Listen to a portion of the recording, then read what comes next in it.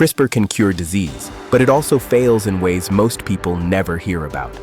Here are the biggest problems, and the fixes scientists are racing to build. CRISPR is the revolutionary gene editing technology that won the Nobel Prize, and promises to cure genetic diseases, eliminate cancer, and maybe even design super babies. But today, we're talking about something the headlines don't always cover: the dark side of CRISPR. Because despite all the hype and the recent FDA approvals, this technology comes with some serious challenges, unexpected failures, and risks that scientists are still trying to solve. Let's explore what really happens when gene editing doesn't go as planned. Let's start with the biggest issue: off-target editing, where CRISPR cuts DNA at unintended locations similar to the target sequence. Think of it like using GPS coordinates to edit a specific house, but accidentally editing the house next door too, because the addresses look similar. Even rare editing mistakes could potentially cause cancer or other serious problems, especially in clinical applications. While newer variants like base editors and prime editors have improved accuracy, this remains a major concern for any treatment meant to go into humans. Here's something that really didn't work as expected. Scientists recently discovered that CRISPR can cause large structural variations, including chromosomal translocations and megabase scale deletions. We're not just talking about tiny typos in the genetic code. We're talking about massive chunks of DNA being deleted, or entire chromosomes getting rearranged. These undervalued genomic alterations raise substantial safety concerns for clinical translation. This was an underappreciated risk that only became apparent as researchers dug deeper into what CRISPR was doing. Even if CRISPR works perfectly in the lab, getting it into the right cells in a living person is incredibly difficult. The large size of the CRISPR-Cas9 system makes it difficult to deliver to reservoirs hidden deep within tissues, including the lymphatic system and central nervous system. Most viral delivery vehicles can only carry small genetic payloads, and many organs like the brain or muscle remain extremely difficult to reach effectively. It's like having the world's best medicine, but no way to get it where it needs to go. Here's an ironic twist. Because CRISPR comes from bacteria that many of us have encountered, people often have pre-existing immunity to Cas9, causing the immune system to attack edited cells or reduce treatment effectiveness. Your own immune system sees CRISPR as a foreign invader and tries to destroy it, or worse, attacks your own cells after they've been edited. This immunogenicity problem is one of the main limitations and challenges of the CRISPR-Cas9 system in clinical trials.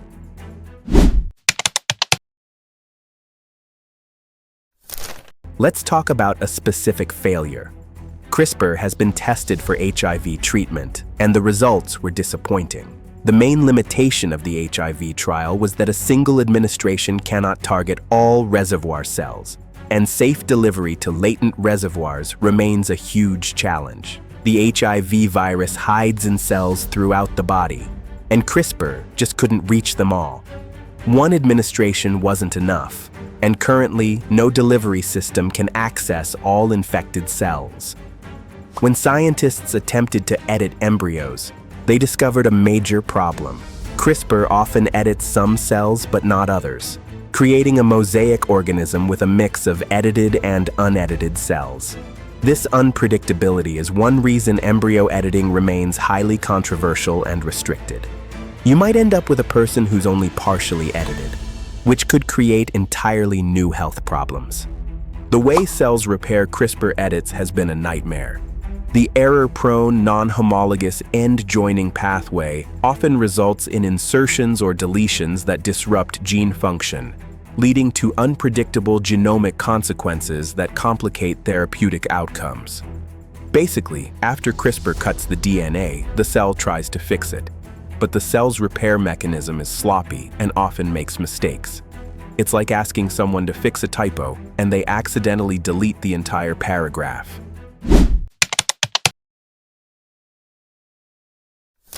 Now, it's not all bad news.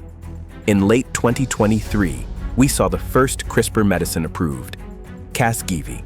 As of spring 2025, Casgevy has been approved in the US, UK, EU, Switzerland, Canada, Bahrain, Saudi Arabia, and the United Arab Emirates for sickle cell disease and beta thalassemia.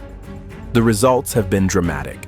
Data from patients with sickle cell disease and transfusion-dependent beta thalassemia show the treatment is dramatically effective and durable.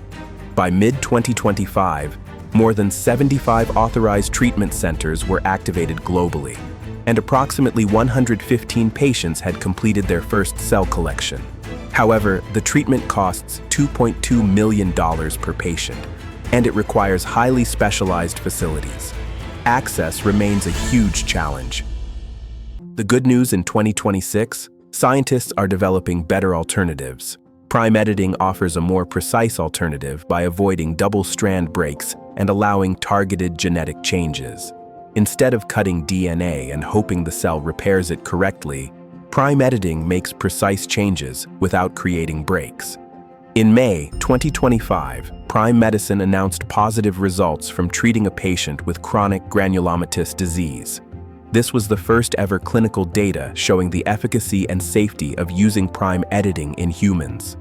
The patient had no serious adverse events and showed robust restoration of normal white blood cell function. However, Prime Medicine announced they're undergoing strategic reorganization and are no longer testing the treatment themselves. They're looking for partners to continue development. Base editing is being tested for glycogen storage disease, and in May 2025, Beam Therapeutics dosed their first patient.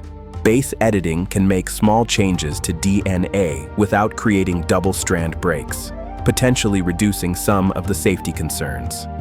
One of the most promising developments for 2025 to 2026, artificial intelligence.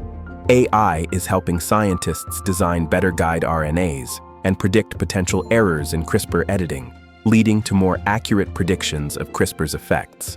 Machine learning can analyze large data sets to improve precision and reduce off-target effects.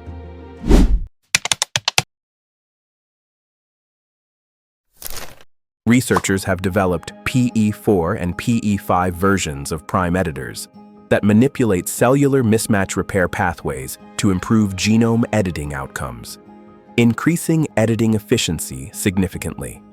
A newer approach called Pro-PE significantly increases overall editing efficiency 6.2-fold for low-performing edits, and broadens applicability to modifications beyond the typical range. To solve delivery problems, researchers are developing smaller CRISPR systems from different bacteria like Sacas9 and CJ-Cas9, which are easier to deliver to hard-to-reach cells. Scientists like Feng Zhang at MIT and Harvard have modified the Cas9 enzyme to limit mutations outside its target region, reducing off-target effects. Looking ahead, CRISPR Therapeutics anticipates several key milestones in 2026, including clinical trial initiations for alpha-1 antitrypsin deficiency and refractory hypertension. The field continues to move forward despite the challenges. Here's the reality. CRISPR is genuinely revolutionary, but it's not the perfect solution the hype might suggest. We've seen real challenges, off-target effects, massive structural changes to DNA, immune system rejection, delivery problems, and unpredictable editing outcomes. But we're also seeing real solutions emerge. Despite the rapid expansion of CRISPR applications, its clinical use in humans is still relatively limited, with only 69 active clinical trials and 6 completed studies as of mid-2025. We're still in the early days of this technology. The scientists working on CRISPR aren't ignoring these problems. They're developing safer alternatives like prime editing and base editing, using AI to improve accuracy, engineering better delivery systems, and working to reduce immune responses. Will CRISPR cure all genetic diseases? Probably not, at least not anytime soon, and not without addressing these fundamental challenges. But will it help millions of people with currently incurable conditions?